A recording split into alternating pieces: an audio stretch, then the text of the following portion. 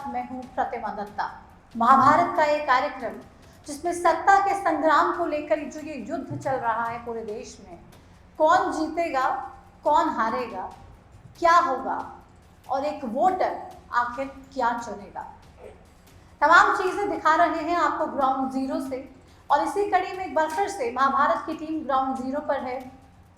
लोहारू के सिवानी मंडी में इस वक्त हम हैं।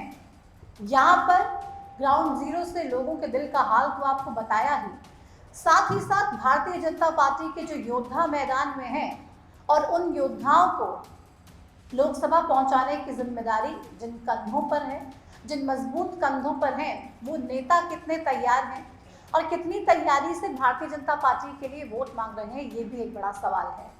बीजेपी 400 पार की बात कर रही है, कांग्रेस कह रही है कि 150 से ऊपर जा नहीं पाएगी।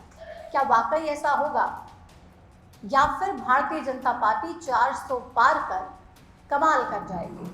हमारे साथ इस वक्त खास मेहमान मौजूद हैं। हरियाणा सरकार में वित्त मंत्री हैं, बड़ी अहम जिम्मेदारी है। पूर्व में बड़े विभाग भी निभा चुके हैं, बड़े विभागों की जिम्मेदारी भी उनके पास थी, लेकिन अब वित्त विभाग संभाल रहे हैं हरियाणा सरकार के कैबिनेट मंत्री जेपी दलाल साहब हमारे साथ हैं। तमाम सिवानी मंडी से आम जनता के लोग भी हमारे साथ इस वक्त मौजूद हैं। मैं चाहूँगी सबसे पहले तो तालियों से स्वागत कीजिए। नेताजी हमारे बीच में हैं, चुनाव का सीजन है और इस चुनाव में आप लोग क्या तय करेंगे, सवाल जवाब का सिलसिला शुरू करते हैं। जेपी दलाल साहब, बहुत स्वागत आपका हरियाणा न्यूज़ पर। ये आपका स्वागत है हमारे इस मरुभूमि में, दक्षिण हरियाणा में और किसानों के क्षेत्र में। मैं समझता हूँ कि आपने बात की थी कि संग्राम में कौन जीतेगा। मेरा ये कहना है कि जीत अल्टीमेटली जनता की होगी, वोटर की होगी। जिसको भी आशीर्वाद वो देंगे तो अगले 5 साल देश की जो भागदौड़ है, जनता की सेवा वही करेंगे। और मुझे पूरा भरोसा है कि मोदी जी तीसरी बार प्रधानमंत्री भारी बहुमत से बनेंगे। चलिए देखते हैं, 4 जून को उसका फैसला होगा, लेकिन आप लोगों की तैयारी है और 400 पार की बात है। जेपी दलाल साहब, सबसे पहले आपने जिक्र किसानों का ही किया, तो सवाल उन्हीं से ही शुरू कर देते हैं, क्योंकि पहले कृषि मंत्रालय आप एक लंबे समय तक संभालते रहे। हर जगह पर ये देखा जा रहा है कि भारतीय जनता पार्टी के नेता जहाँ पर भी जा रहे हैं, बताया जा रहा है कि किसानों की तरफ से विरोध हो रहा है, किसान नाराज है, परेशान है और बीजेपी से तंग आ चुके हैं। ऐसा लगता है आपको? ये ट्रैक्टर की एजेंसी है और ये सारे किसान बैठे हैं। अब इनमें से पूछ लीजिए कि कोई विरोध करने वाला है क्या? ये प्रायोजित जो लोग हैं, कुछ आदमी दूसरी पार्टी के कार्यकर्ता किसान के रूप में विरोध करते हैं और ये 4-5 साल से ये नई प्रथा शुरू हुई है। वरना गांव में हमारा भाईचारा होता था, किसी के वोट हो या ना हो, हर कैंडिडेट का स्वागत होता था, चाय पानी होती थी, उसकी बात सुनते थे और काम से विदा कर देते थे। लेकिन कांग्रेस इतनी हताशा में है, जो किसानों की आड़ में एक नई 3 आदमी अपने कार्यकर्ता भेजती है, 2 भेजती है, काले झंडे दिखाते हैं या किसी का प्रोग्राम करने की कैंसिल करते हैं। इससे तनातनी होकर के गांव का भाईचारा भी खराब होता है। यही काम करना चाहें तो हर पार्टी के गांव में 10 घर, 15 घर, 5 घर हैं। हर पार्टी के आदमी दूसरे के सामने कर सकते हैं। तो मतलब सिर्फ ये कांग्रेस वाले ही हैं जो इस तरीके से विरोध करवा रहे हैं बीजेपी के नेताओं का? ज़्यादातर वही है और बीजेपी वाले समर्पित कार्यकर्ता है। हम तो यही कहते हैं अपने कार्यकर्ताओं को भी कि दूसरी पार्टी का कोई नेता आता है तो उसका भी मान सम्मान करो, उसकी बात सुनो और अपने गांव से विदा करो।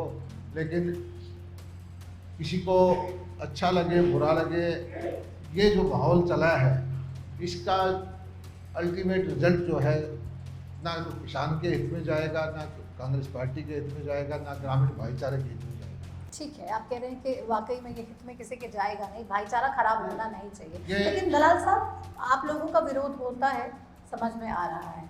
आप कह रहे हैं कांग्रेस करवा रही है।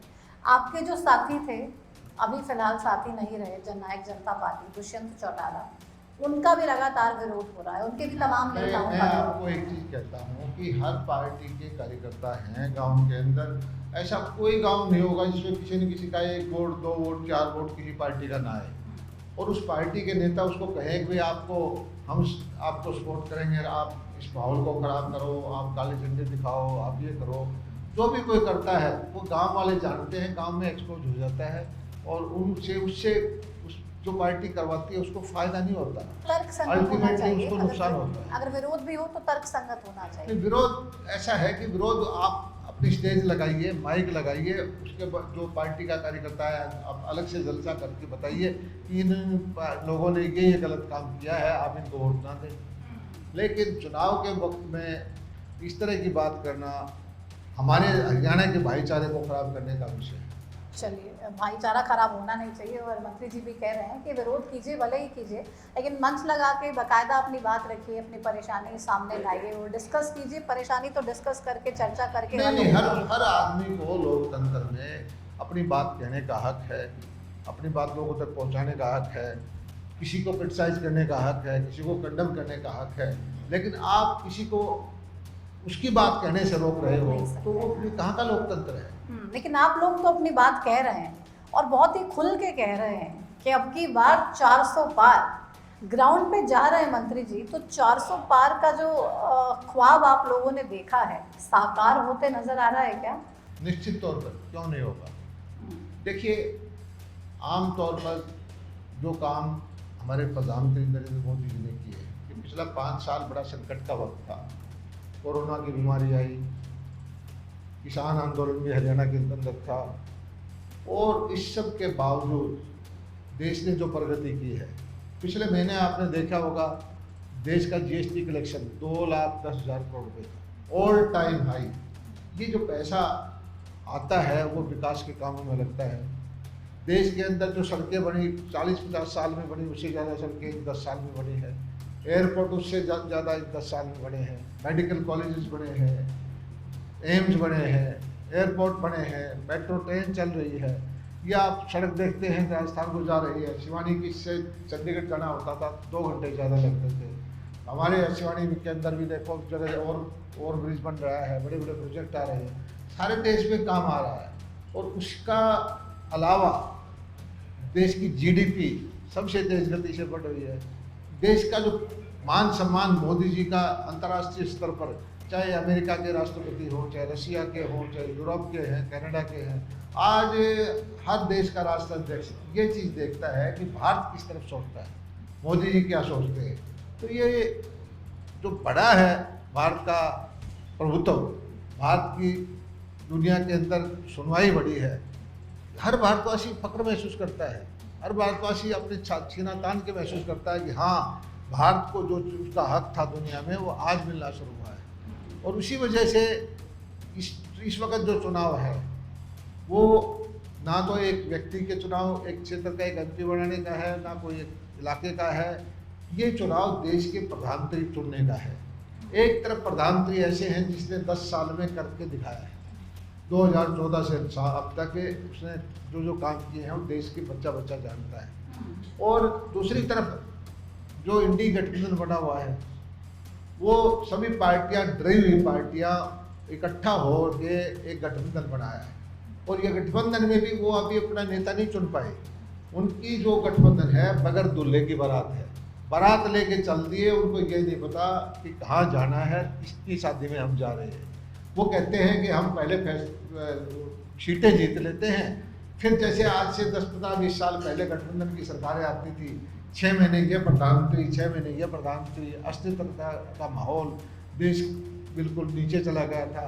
तो अगर वो लोगों को मौका देते हैं लोग तो देश में देश अस्थिरता की जनता देगी नहीं। देश की जनता ने वो वक्त देखा हुआ है जो जिसने 20 साल 25 साल की राजनीति है, बड़ी मुश्किल से स्थिरता आई है, बड़ी मुश्किल से जो हमारी बहुमत की सरकारें आने लगी है। जो गठबंधन की सरकारें थी, लोग भूले नहीं हैं कि इस देश में जब गठबंधन की सरकार थी, देश के चुने हुए प्रधानमंत्री थे मनमोहन सिंह जी, देश की पार्लियामेंट ने कानून पास किया और एक राजकुमार ने उस कानून को मीडिया के सामने कागज से फाड़ के फेंक दिया। इससे बड़ा अपमान इस देश की जनता का क्या हो सकता है? कोई राजघराने नहीं है, वो जनता के द्वारा चुने गए तो लोग थे। पार्लियामेंट में उन्होंने कानून पास किया था और उस राजकुमार ने, राहुल गांधी ने फाड़ के फेंक दिया था।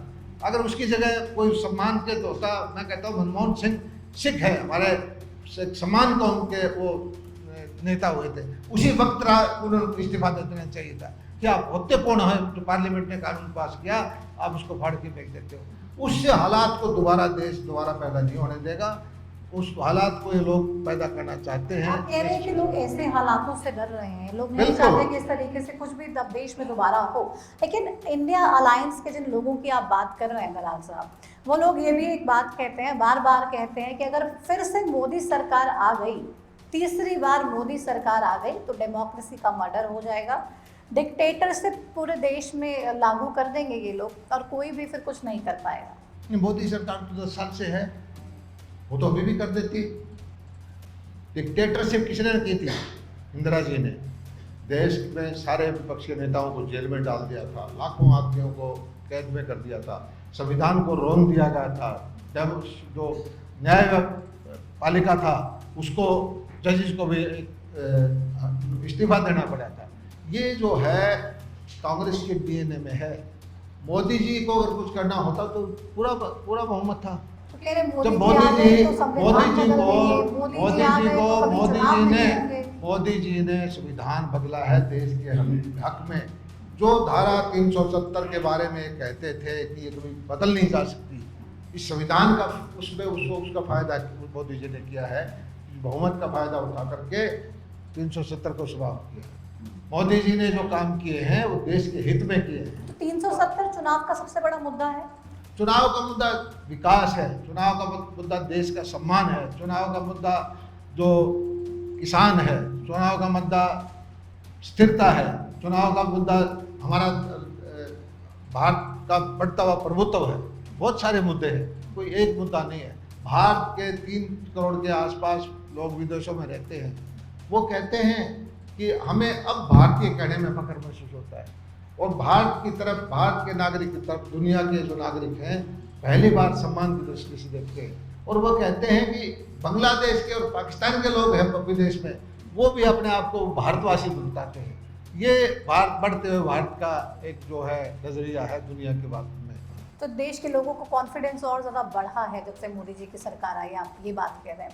विपक्ष लेकिन दलाल साहब एक और गंभीर आरोप लगाता है, हम अगर हरियाणा के परिवेश में बात करें तो खास तौर पे वित्त मंत्रालय आप संभाल रहे हैं, क्योंकि अगर एक घर का बजट भी हमें मैनेज करना होता है तो बहुत सारी परेशानियां होती हैं। अगर कभी ज़्यादा कुछ खर्चा आ जाता है तो कभी किसी से पैसे उधार लेने पड़ जाते हैं, तो कभी किसी से। ऐसे में अगर पूरे प्रदेश की हम बात करें, विपक्ष लगातार ये आरोप लगाता है कि हमारी जब सरकार 2014 में गई तो प्रदेश पे इतना कर्जा नहीं था, और जब से हरियाणा बना तब से लेके 2014 तक 70,000 करोड़ के आसपास का खर्चा था। लेकिन अब भारतीय जनता पार्टी ने उस कर्जे को इतना ज़्यादा बढ़ा दिया है, तो इनको सिर्फ कर्जा लेना आता है, डेवलपमेंट के बारे में कोई जानकारी है नहीं। मुझे एक चीज़ बताइए, हम इस ट्रैक्टर के शोरूम में बैठे, ये अगर 5 लाख रुपए कर्जा लेकर के 1 लाख रुपए महीना कमा लेता है तो कोई बुराई है? दुनिया के अंदर सबसे ज़्यादा कर्जा अमेरिका के ऊपर, सबसे ज़्यादा अमीर देश है।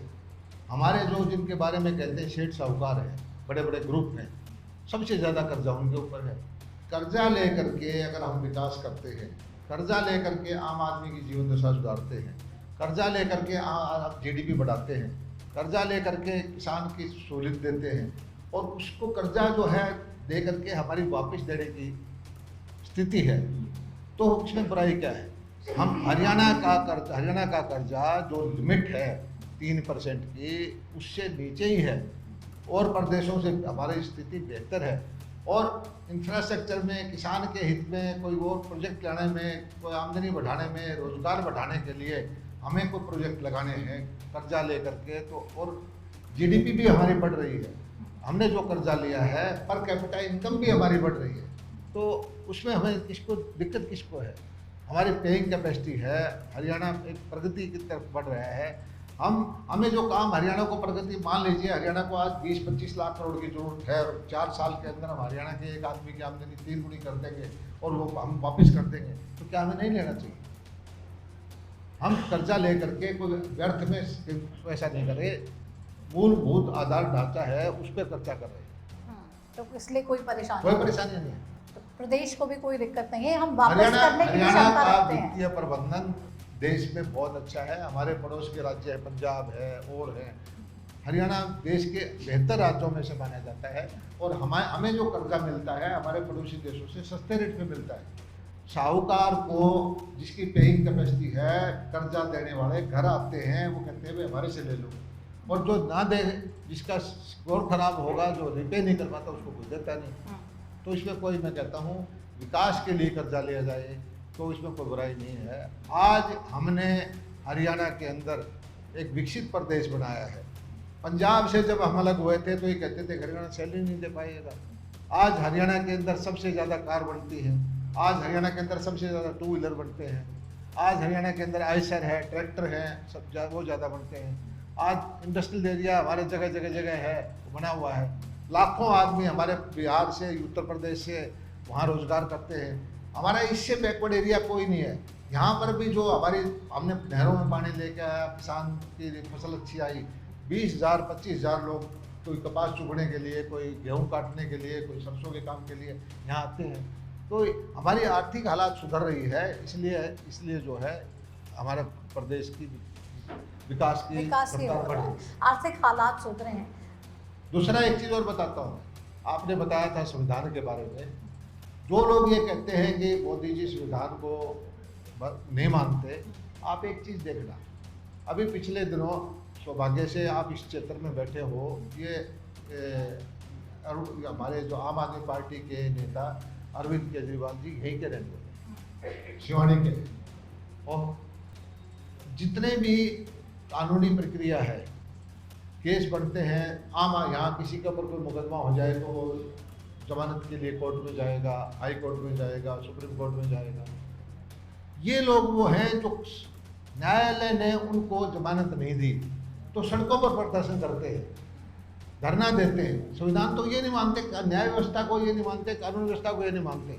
इस तरह से तो फिर ये एक चीज़ है कि दो कानून कैसे हो सकते हैं कि आम नागरिक के लिए अलग कानून है, नेता के लिए अलग कानून है, या फिर कोई बड़ा गैंगस्टर है। तो ये लोग तो कहते हैं कि सब कुछ मोदी जी के कंट्रोल में है, ईडी सीबीआई तो चलाते ही है, उसके अलावा भी क्या होगा क्या नहीं होगा इसका कंट्रोल भी सिर्फ मोदी जी के पास है। हिंदुस्तान के अंदर सभी मानते हैं कार्यपालिका, न्यायपालिका और आपका जो प्रेस है, सब अलग अलग संविधान के रक्षा के लिए सबका काम है। मतलब ये न्यायपालिका पर भरोसा नहीं करते क्या? ये इतने 140 करोड़ लोग न्यायपालिका पर भरोसा करते हैं, सुप्रीम कोर्ट पर भरोसा करते हैं, और सुप्रीम कोर्ट ने सरकार के कानून फैसलों को बदला है, एक बार नहीं बार बार बदला है, और आज भी बदलते हैं। लेकिन सुप्रीम कोर्ट जब अपने कसूर को छिपा के देते हैं, सुप्रीम कोर्ट से, हाई कोर्ट से इनको जमानत नहीं मिलती, फिर सड़कों पर धरना देते हैं, प्रदर्शन करते हैं। किसके खिलाफ करते हैं?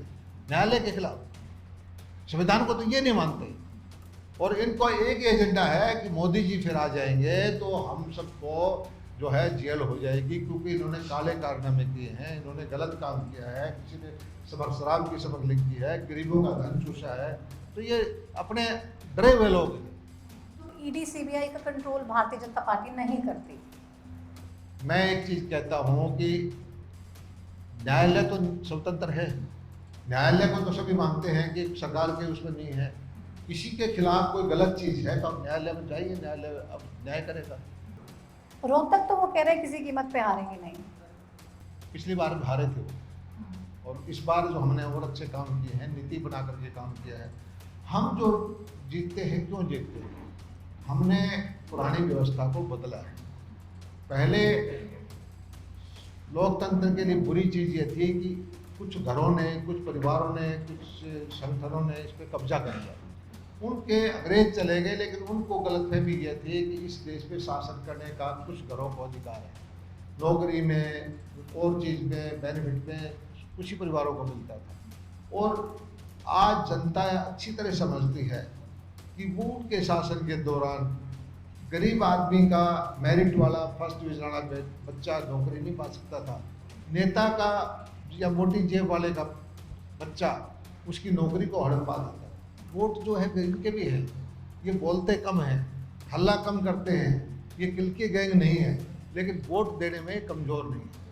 आपने देखा होगा, आज से 3 महीने पहले चुनाव था राजस्थान में, छत्तीसगढ़ में, मध्य प्रदेश में। चुनाव से 2-3 महीने पहले सभी कह रहे थे कि भाजपा आएगी।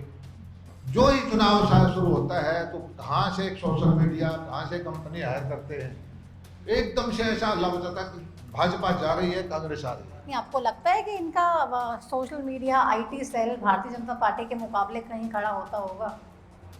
इनके तार बहुत अंदर तक गहरे हैं, विदेशी कंपनियां इनके साथ है, जोर शोरों से लंदन में खबर चलती है, अमेरिका में खबर चलती है, पता नहीं कहाँ से व्हाट्सएप भरम फैलाने की कोशिश करते हैं। और जब भी चुनाव होता है तो ये आम आदमी को लगने लग जाता है, खास करके कि भी कहीं न कहीं मुकाबला है, लेकिन जब रिजल्ट आता है तो फिर ये क्या करते हैं कि मशीनों में गड़बड़ है। मशीनों में गड़बड़ नहीं, इनकी मानसिकता में गड़बड़ है, इनके दिमाग में गड़बड़ है।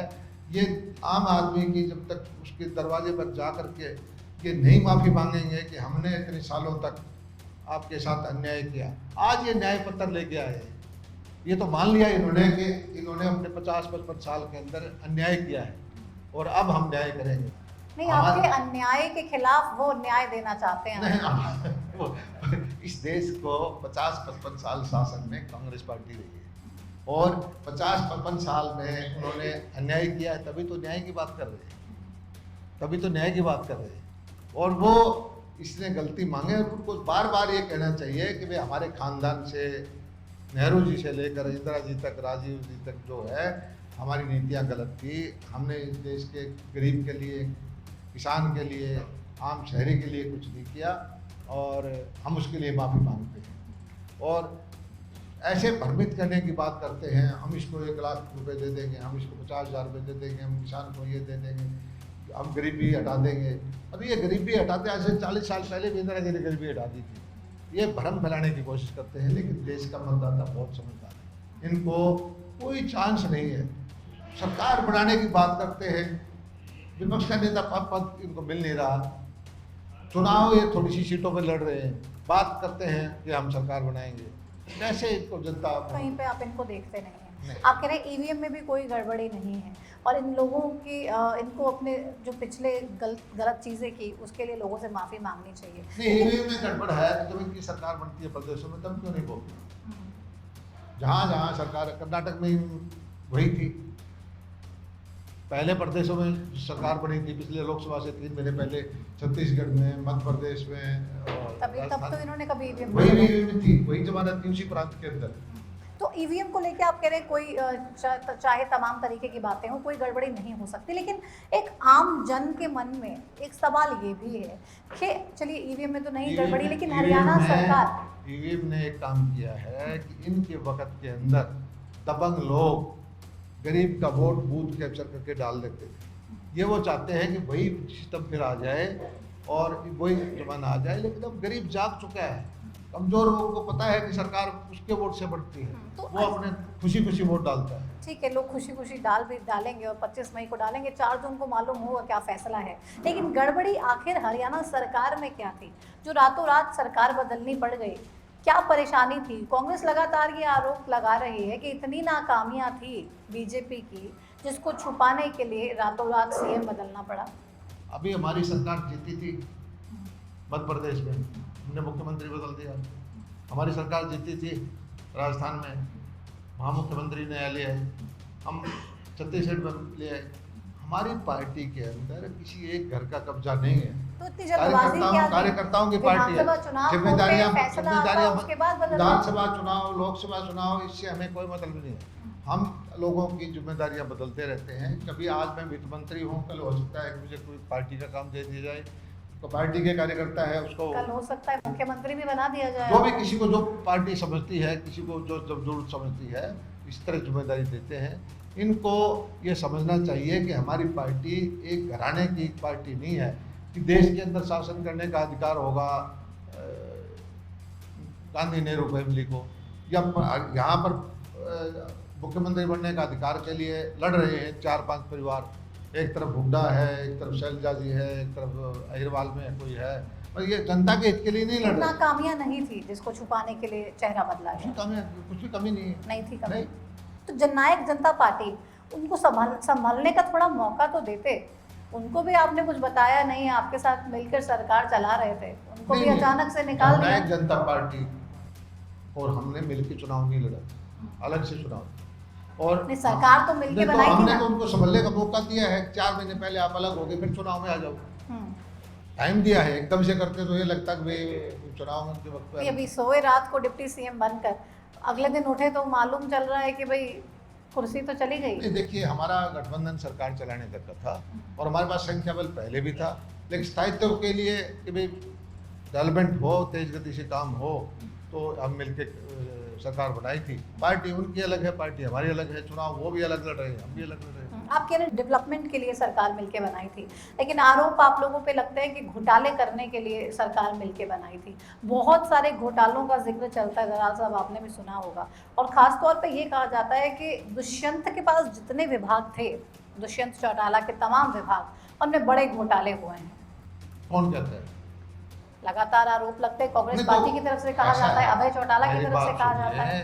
कि कोई भी घोटाला करता है, यहाँ कोई क्राइम करेगा शिवानी में, कोई आदमी शिकायत करेगा थाने में, कोई आदमी कोर्ट में जाएगा, वो कार्रवाई होगी, किसने की है? पब्लिक में भाषण देने से कुछ घोटाला नहीं हो जाता है, लेकिन जो अगर किया है तो डॉक्यूमेंट लें, कोर्ट में जाएं, थाने में जाएं, रिपोर्ट दर्ज कराएं, कार्रवाई होगी। सीएम साहब भी कहते हैं कि कोई एप्लीकेशन आएगी तो जांच करवाएंगे। तो ठीक कहते हैं वो। कुछ शिकायत करने का कोई क्राइम होता है तो उसमें शिकायत करता तो कोई होता है, या हम हमारी जांच में हमें सरकार को बताए क्या हुआ है, डॉक्यूमेंट दें। अब भाषणबाजी के लिए करने से कोई फायदा नहीं। एक बात अभय चौटाला भी कहते हैं कि रिपोर्ट तो बन चुकी है, जांच भी हो चुकी है, एक्शन बस भारतीय जनता पार्टी ले नहीं रही है, उस रिपोर्ट को छुपा के दबा के रख दिया है। देखिए, ये लोग जो बोल रहे हैं, ये खुद जो इनके खिलाफ कोर्ट में केसेस चल रहे हैं, चार्जशीट भी है, आधे आधे केस चल रहे हैं, खुद के ऊपर मुकदमे हैं, दूसरे के बारे में क्या कहें। अब जो मैं व्यक्तिगत तौर पर नहीं कहना चाहता, बहुत सारे लोग ऐसे हैं जिनके केस न्यायालय में चल रहे हैं। तो मतलब आपकी और जेजेपी की, भारतीय जनता पार्टी और जननायक जनता पार्टी की जो सरकार मिल के चली, उसमें घोटाले की कोई जगह नहीं थी, बढ़िया सरकार चलाई और किसी भी तरह से कोई भी अनियमितता मैंने कहीं भी आपको पाई नहीं बताया गई। कि किसी को लगता है कि कोई गलत काम हुआ है तो उसके डॉक्यूमेंट दे, हम उसके लिए तुरंत कार्रवाई करने के तैयार हैं। तो कार्रवाई मेरे खिलाफ होगी तो भी हमारी सरकार करेगी। ठीक है, अब सरकार आप कह रहे हैं कार्रवाई करेगी, चाहे आपके खिलाफ ही कोई कंप्लेंट ना आ जाए, तो मतलब कंप्लेंट पहले लोग करें, उसके बाद ये तमाम चीज़ें होंगी। लेकिन आपके ऐसे नेता हैं जिनको लगातार दरकिनार किया जा रहा है, लेकिन वो बेचारे कंप्लेंट भी नहीं कर पा रहे हैं, कंप्लेंट भी करते हैं तो कोई सुनता नहीं है। क्या ऐसा हो रहा है भारतीय जनता पार्टी में कि आप लोगों की एरोगेंस की वजह से जो बड़े कद्दावर नेता हैं, बात चाहे रामविलास शर्मा जी की कर लें, अनिल विज की कर लें, कैप्टन अभिमन्यु की कर लें, और फहरिस्त बहुत लंबी है। हमारी पार्टी के अंदर जो देश के राष्ट्रपति बने, क्या उनको पता था कि वो राष्ट्रपति बन रहे हैं? उपराष्ट्रपति बने, क्या उनको पता था कि वो राष्ट्रपति बन रहे हैं? मैंने आपको बताया कि जिम्मेदारियां बदली जाती है, हर आदमी को उसकी जो टैलेंट है, उसकी जो उपयोगिता है, पार्टी में है या संगठन में है या सरकार में है, उसको जिम्मेदारी देते रहते हैं। और भारतीय जनता पार्टी के सभी लोगों को, नेताओं को ये पता है कि इस तरह से हमें रोटेट किया जाता है और परमानेंट हमारा कुछ नहीं है। हम कोई खानदानी विरासत वाले लोग नहीं हैं कि भाई मेरे बाद मेरा बेटा होगा या मेरे परिवार के लोग होंगे। यहाँ जिम्मेदारियाँ कार्यकर्ता आधारित पार्टी है, सभी को कार्यकर्ताओं को आगे बढ़ाना है। लेकिन विज साहब भी खुले मंचों से, आपके कैंडिडेट की रैली होती है, उसी रैली के मंच पे जाते हैं, भाषण देते हैं और कहते हैं कि मुझे तो मेरे अपनों ने ही बेगाना कर दिया। विज साहब वहाँ पर बैठ के अम्बाला के अंदर ये भी तो कहते हैं कि मुझे भारतीय जनता पार्टी को वोट देना है, मुझे भारतीय जनता पार्टी की मोदी जी को प्रधानमंत्री बनाना है। आपको वो बात भी ध्यान रखनी वो चाहिए। तो हम रखते हैं, बिल्कुल सच्चे सिपाही के नाते वो तो अपना फर्ज निभा रहे हैं बीजेपी के लिए, लेकिन बीजेपी के नेताओं का, बीजेपी के संगठन का भी तो कुछ फर्ज बनता है ना कि अगर इतने सीनियर नेता मंच से खड़े होके कह रहे हैं कि मेरे अपनों ने मुझे बेगाना कर दिया, तो नहीं, कुछ वो तो आपकी- हल करें। वो आपकी बात जो हमारा संगठन सुनेगा उस पर विचार करेगा। ये तो आपको उठानी चाहिए, आपके नेता हैं, हम तो चलिए सबकी बात उठाते ही हैं, हमारा लेकिन संगठन लेकिन सबकी बात सुनता है और समय आने पर सबके जो है विचार जरूर होता है। हम भिवानी महेंद्रगढ़ लोकसभा सीट की बात करें अगर, दलाल साहब आपको क्या लगता है धर्मवीर सिंह तीसरी बार जा पाएंगे लोकसभा में? निश्चित तौर पर राव दान सिंह उनके सामने कंपटीशन में है, और वो कह रहे हैं कि किरण चौधरी मेरे साथ अब आ चुकी हैं, दिल से मेरे साथ चुनावी प्रचार भी करेंगी, मदद भी करेंगी, और अगर वो साथ में आती हैं तो ज़रूर बल मिलेगा और जीतने की तरफ हम आगे बढ़ेंगे। देखिए, कांग्रेस के अंदर मैंने बताया था कि परिवारों की पार्टी है, अलग अलग ग्रुप है। पिछले 10 साल से हरियाणा में कांग्रेस टुकड़ों टुकड़ों में बटी हुई है। 10 साल से यहाँ कोई जिलाध्यक्ष तक बना हुआ नहीं है और टिकट की मारामारी रही है। कहीं तो ज़बरदस्ती टिकट दे रहे थे, लेने को तैयार नहीं हार के डर के। कहीं कहीं वो तो कह रहे हैं हमारे तो टिकट मांगने वाले इतने सारे थे, और वो लड़ाई सारी इस बात की टिकट हो गई कि टिकट उसको नहीं उनके मिली। पास, हमारा इतना मुझे बड़ा इतना पता क्राइटेरिया है, है, इतने सर्वेज हुए, कांग्रेस के ग्राउंड अंदर रिपोर्ट्स कांग्रेस हुई। के अंदर निपटाने वाले ज़्यादा हैं। अभी टिकट मिलते ही कार्यकर्ता मीटिंग भिवानी में हुई, कार्यकर्ता मीटिंग वहाँ हुई रेवाड़ी में, करण दलाल ने महापंचायत की, चौधरी वीरेंद्र सिंह नए नए जाते, उन्होंने भी अपना अलग टोला बना लिया। लेकिन टोला बनाने के बाद चाहे सबने अलग अलग मीटिंग्स की, लेकिन उसके बाद सबने तो मीटिंग्स के बाद ये कह दिया ना कि नहीं, हम समर्थन देंगे, कांग्रेस के कैंडिडेट का समर्थन खुल के करेंगे। वो तो जैसा समर्थन देते हैं वो आपको भी पता है, हमें पता है। उन्होंने अपना काम कर दिया और रिजल्ट आएगा तो पता लग जाएगा। अच्छा, ये किरण चौधरी जी का एक बयान बहुत वायरल हो रहा है कि जिस तरीके से राव दान सिंह ने हमारी मदद की थी चुनावों में, उससे भी ज़्यादा मजबूती से हम उनकी मदद करेंगे। इस बयान को आप कैसे देखते हैं? देखिए, किरण चौधरी की बेटी श्रुति चौधरी 2 बार चुनाव लड़ चुकी है और महेंद्रगढ़ राव दान सिंह से विधायक भी रहे हैं, उनका क्षेत्र भी रहा है। दोनों बार उस अच्छी सेवा की उन्होंने। किरण चौधरी की बेटी श्रुति चौधरी को 50-60 हज़ार वोटों से हराया। तो मुझे लगता है कि उसने ये कहा है कि उससे बढ़ चढ़ कर सेवा करेंगे और वो रिजल्ट आएगा जब पता लगेगा कि वो 80,000 से हराती दान सिंह को, 70,000 से हराती है, 1 लाख से हराती है। लेकिन हराएंगे ये तो जरूर। खुद ही कहा है उसने कि जो दान सिंह ने किया है हम उससे ज़्यादा करेंगे। हाँ, तो मतलब दान सिंह साहब को देखना पड़ेगा कि आखिर मैं क्या करूँ, अब फंस गया।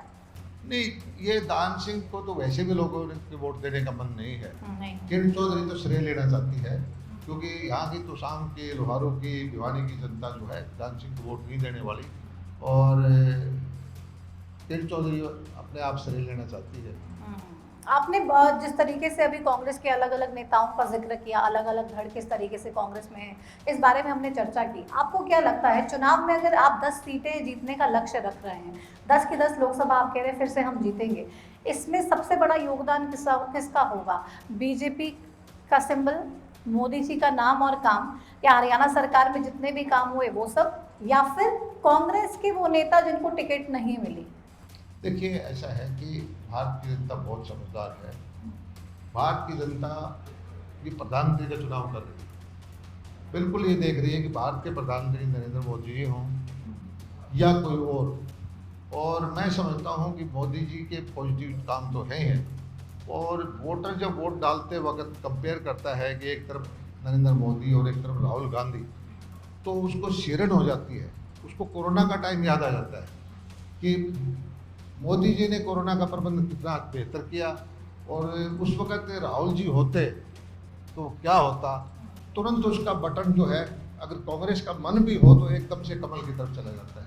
अच्छा, आपसे किसी ने साझा की ऐसी बात अपने मन की? हाँ जी, आपसे किसी व्यक्ति ने ऐसे अपनी बात साझा की? बहुत सारे लोग ऐसे कहते हैं, कांग्रेसी लोग, कि हम बाहर तक जब तक वोटिंग करने जाते हैं तब तक काम भी करते हैं, लेकिन जब ये देखते हैं कि प्रधानमंत्री की कुर्सी पर मोदी जी हों और उनके मुकाबले में राहुल गांधी को खड़ा पाते हैं तो हमारा हाथ वापस हो जाता है। अच्छा, अब देखिए अभी लोकसभा के चुनाव हैं, ज़्यादा समय नहीं है, साथ ही 3-4 महीने बाद हरियाणा विधानसभा के चुनाव हैं। आपको क्या लगता है ये जो नतीजे आएंगे ये साफ तौर पे दिखाएंगे कि हरियाणा में किसकी सरकार बनने जा रही है? नहीं, ये चुनाव तो देखिए देश के लिए है और हरियाणा का चुनाव, हरियाणा की जो अपनी डेवलपमेंट की स्कीम है, वो छोटा चुनाव होता है तो उसमें व्यक्ति भी ज़्यादा महत्वपूर्ण हो जाता है। जितना छोटा सरपंच का चुनाव में गांव का सरपंच की पर्सनैलिटी होती है, लोकल बॉडी का इशू होता है, तो उसमें उसका चुनाव भी है, स्टेट गवर्नमेंट की पॉलिसी है, डेवलपमेंट वर्क्स है और मोदी जी तो है ही, लेकिन स्टेट लोकल इशू भी आ जाते हैं। तो लोकल इशू भी होंगे तो लोग तमाम चीज़ों को देखेंगे भी, और यही लोकल इशू होंगे तो जो आपके साथ सत्ता में बैठ के गठबंधन चलाया जिन्होंने 4 साढ़े 4 साल, अब वो आप पर आरोप भी लगाएंगे। लेकिन क्या गारंटी है, अब लोग भी पूछ रहे हैं आम लोग कि आप लोग अभी तो अलग हो गए, फिर से चुनाव आएंगे, अभी आप लोकसभा में भी एक दूसरे के खिलाफ ही प्रचार कर रहे हैं, विधानसभा के चुनाव होंगे तो क्या गारंटी है एक दूसरे के खिलाफ वोट लेकर फिर से एक साथ नहीं होंगे? तो लोगों से यही प्रार्थना करेंगे कि वे पिछली बार हमारी 4-5 सीट कम रह गई थी, इसलिए हमें किसी से गठबंधन की जरूरत पड़ गई थी। और इस बार जो है हरियाणा के अंदर स्थायित्व के लिए, डेवलपमेंट के लिए, विकास के लिए, गरीब कल्याण की योजनाओं के लिए हमें पूर्ण बहुमत दें। और जो कुछ कमी रही है कोalition गवर्नमेंट के अंदर, फुल जेंट प्रेशर थोड़े बहुत होते हैं और कुछ कमियां भी रही है, तो उसको दूर करने के लिए हमें पूर्ण बहुमत की सरकार दें। ताकि दोबारा से दुष्यंत चौटाला के साथ ना जाना दुष्यंत पड़े। की चौटाला के लिए किसी की जरूरत ना पड़े। अगर पड़ गई जरूरत तो फिर से दुष्यंत को चुनने क्यों की- पड़ेगी, जो जनता को पता है कि हमने इतना अच्छा काम किया है। लेकिन भूपेंद्र सिंह हुड्डा लगातार ये भी कहते हैं कि अब प्रदेश की जनता एक एक बच्चा ये बोलता है कि अब कांग्रेस की सरकार प्रदेश में आने वाली है। गांव का आम नागरिक, आम वोटर नहीं रोता। ये जरूर है कि जो बेनिफिशरी है, दबंग लोग हैं जिन्होंने सत्ता में कब्जा किया हुआ था, गरीब की नौकरी खा जाते थे, सरकारी योजनाओं का फायदा उठाए जाते थे, ऐसे लोग हैं। वो ये सोचते हैं कि वो हमारे जो है एक बार मौका लग जाए तो फिर वही काम करेंगे। लेकिन हरियाणा की जनता ऐसा मौका दोबारा किसी को देने वाली नहीं देने वाली है। रामविलास जी ये कह रहे हैं कि इन चुनावों के बाद एक और मंत्रिमंडल विस्तार होगा। ये काम तो मुख्यमंत्री जी का है और वो कभी भी कर सकते हैं, ना करें उसमें मैं कोई कमेंट नहीं कर सकता। रामविलास जी कह रहे हैं होगा इस चुनावों के बाद। नहीं, कोई जरूरी नहीं, मुख्यमंत्री चाहे तो 10 बार करे, ना चाहे तो एक बार भी ना करे। लेकिन अभी जो मंत्रिमंडल बनाया है उसे संतुष्ट है नायब सिंह सैनी साहब? उन्होंने बनाया है तो वो तो संतुष्ट है, तभी तो बनाया है। लेकिन लोग तो बार बार आप ही के नेता कह रहे हैं ना एक्सपेंशन होगा, किसको हटाएंगे या किसको शामिल करेंगे। वो कहने वाले जो हैं वो तो करने वाले नहीं है ना, करने वाले तो मुख्यमंत्री हैं, हमारे हाँ। केंद्रीय नेतृत्व तो। अभी नायब सिंह सैनी साहब सीएम के तौर पर कमान संभाले हुए हैं, हर जगह पर जा रहे हैं, रैली कर रहे हैं, प्रचार कर रहे हैं। एक छवि जो है लोगों को बहुत पसंद आ रही है कि बहुत ही सॉफ्ट स्पोकन है, बहुत प्यार से बात करते हैं, कोई भी मिल जाता है गले लगा लेते हैं, हाथ मिला लेते हैं, कोई फ़ोटो खींचना चाहता है तो फ़ोन पकड़ के सेल्फी खींच लेते हैं। इन सब चीज़ों से आपको लगता है फ़ायदा होगा आपको चुनावों में? ये नायब सिंह सैनी जो है एक साधारण परिवार से है, किसान परिवार से है, सैनिक परिवार से है और ग्रास रूट से उठे हुए आदमी। और इसी जैसे हमारे आम कार्यकर्ता है, ऐसे कार्यकर्ता से उठ के एकदम से इतनी भारी जिम्मेदारी उनको मिली है और नॉर्मल बिहेव करते हैं। और प्रदेशवासियों को उनसे बहुत सारी उम्मीद है। अभी उनको टाइम नहीं हुआ है, इलेक्शन में आ गए हैं। मुझे उम्मीद है कि आने वाले वक्त में हरियाणा के लिए बहुत बेहतर काम करेंगे। राहुल गांधी 150 पार कह रहे हैं, नहीं जा पाएगी बीजेपी। राहुल गांधी पहले अपने 50 पार हो गए, हमारी चिंता ना करें, हमारी चिंता 50 पार हो गए। 50 पार नहीं कर पाएंगे। कहाँ हुए? कांग्रेस का सारा झगड़ा है, लीडरों को 10% सीट पे बनता है, जो 54-55 सीट पे होता है। 2 बार से तो वो नहीं बन पा रहे थे, एक बार पिछली बार तो नहीं बने। उसको तो संघर्ष ये करना है कि हमें वो दर्जा तो मिले। आप कांग्रेस पे लगातार आरोप लगाते हैं, कांग्रेस आप पर आरोप लगाते हैं, लेकिन दूसरे नेता बात अभय हम चौटाला कोई की- आरोप नहीं लगाते, हम तो जनता की बात बता रहे हैं। जो कांग्रेस ने किया है, सबसे लंबे वक्त तक सत्ता पे रही है और सबसे लंबा मौका उसको मिला है। हमारे 10 साल कांग्रेस के 50 साल बेहतर है। लेकिन अभय चौटाला ये कहते हैं कि सांठ गांठ है भारतीय जनता पार्टी और कांग्रेस की। गुरनाम सिंह चढ़ूरी को मैं सुन रही थी अभी, वो कह रहे हैं कि ये भी कांग्रेस की बीजेपी के साथ मिले हुए हैं और हमसे इन्होंने कोई विचार विमर्श नहीं किया, हम तो किसी और कैंडिडेट का समर्थन कर रहे हैं। क्या वाकई में कोई सांठ गांठ है क्या कांग्रेस पार्टी की भारतीय जनता पार्टी के साथ, या फिर ऐसे ही बातें हैं ये? अगर हमारी और कांग्रेस पार्टी की साठगांठ है तो फिर बाकी रहेगा कौन? बाकी प्रदेश में तो अब अभय सिंह चौटाला की तो पार्टी एक विधायक की पार्टी है। अगली बार क्या रिजल्ट आएगा जनता? ईडी सीबीआई का डर तो नहीं दिखाते भूपेंद्र सिंह हुड्डा साहब को?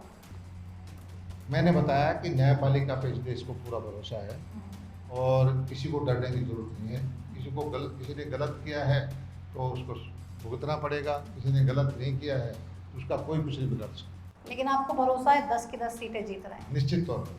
चलिए, बहुत शुक्रिया अपना समय देने के लिए। तो जेपी दलाल साहब को आपने सुना कि कह रहे हैं होने ही जा रहा है, 10 की 10 सीटें तो हम जीत ही रहे हैं हरियाणा लोकसभा से, और भारतीय जनता पार्टी 400 पार भी डेफिनेटली करने जा रही है, कोई रोकने वाला है नहीं। ये चुनाव आम जनता खुद ही लड़ रही है भारतीय जनता पार्टी के लिए, क्योंकि जिस तरीके से सरकार चलाई, जितने बेहतरीन काम हुए वो पहले कभी नहीं हुए थे, और वाकई में लोगों को वही चीज़ें चाहिए, लोगों को अस्थिरता नहीं चाहिए, लोगों को परेशानी नहीं चाहिए, लोगों को सिर्फ विकास चाहिए और सिर्फ नरेंद्र मोदी की सरकार चाहिए।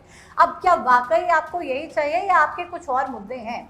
जेपी दलाल साहब ने तो तमाम पार्टी की बातें आप तक रखी, ग्राउंड रियलिटीज़ भी आपको बताने की कोशिश की, लेकिन आप कितने सहमत हैं?